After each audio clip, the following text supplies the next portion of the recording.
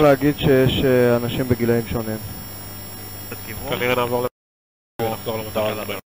חשוב לנו להבין. אני מבין, אבל הם עדיין לא רוצים לתקוף ברגע שיש אנשים צעירים. כאילו ברגע שיש כמות אנשים, הם עדיפים לתקוף את המטרה הזאת. ב-X זמן אחר כך. נראה שיש פינוי יחסית בקרוב, תגיד אם אתה רוצה... לא, יוצאים עוד אנשים מהבפנים. אנחנו לא... כאילו... כן. וילדים. זה ילדים. אתה רואה תמונה שלי? רואה, קיבלתי ילדים בעצם עוד למבנה, מוודא? חיובי, לדעתי מעל 10. עוד.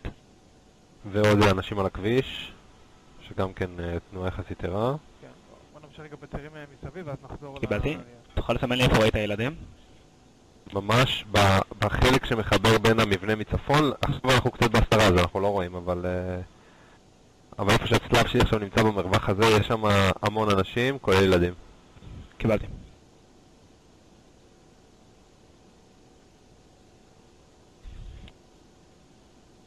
כן, אחי הוא קטן.